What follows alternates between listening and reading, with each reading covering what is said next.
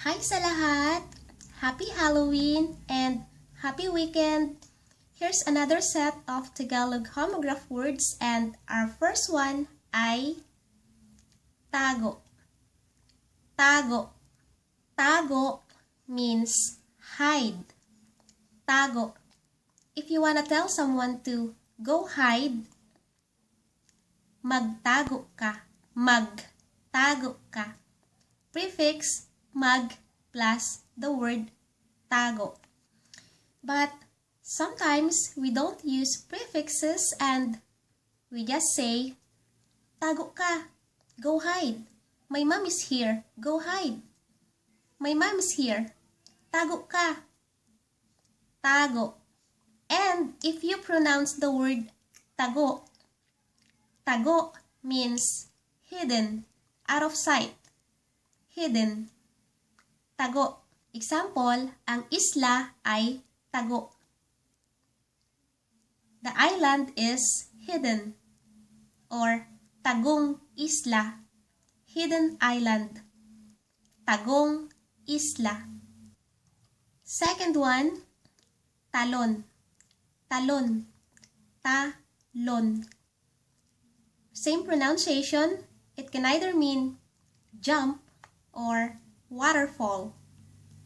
Talon. And we have tanda. Tanda. Tanda. Tanda could mean a mark or a sign, elderly or an older person, and it can also be the Tagalog equivalent of the English word remember. Tanda.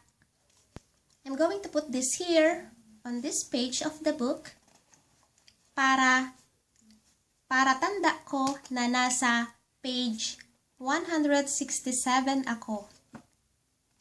And another example, let's say you're driving with a friend and you're getting lost and you wanna ask him or her, do you remember what street I should turn right or what street I should turn left?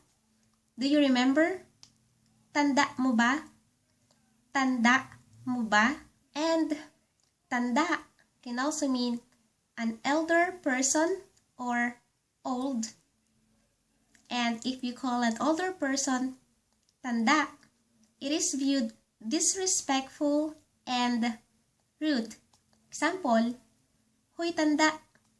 Huy tanda. And fourth one, tayo. Tayo.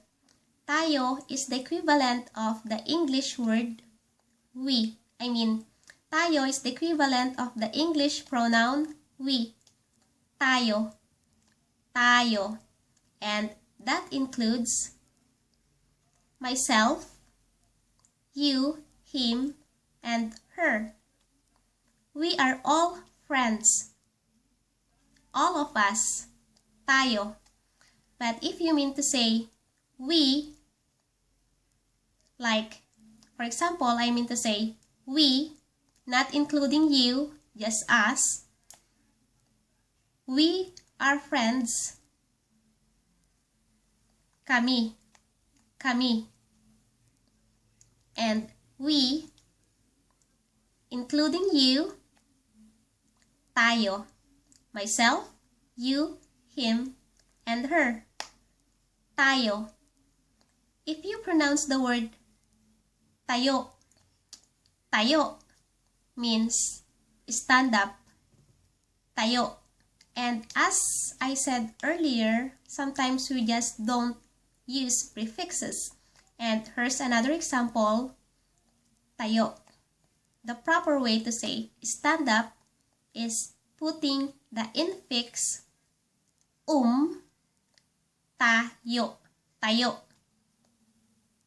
You separate letter T from letter A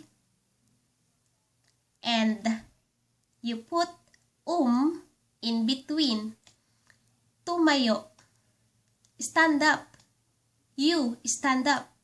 Tumayo ka. You stand up. Tumayo ka. But Sometimes we just don't use prefixes. We just use the root word.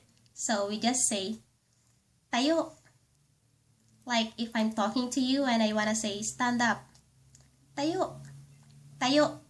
Last one, our fifth Tagalog homograph word.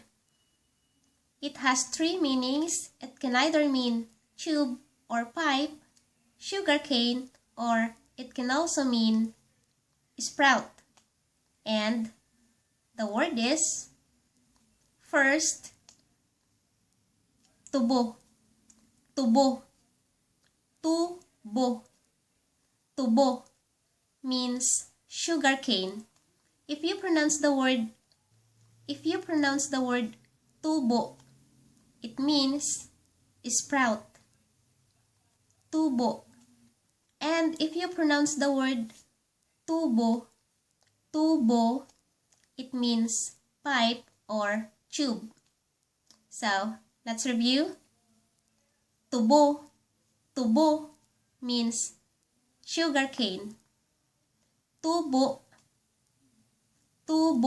means sprout. And tubo means pipe or tube. That's all for tonight. Again, happy weekend and happy Halloween. Bye. Good night.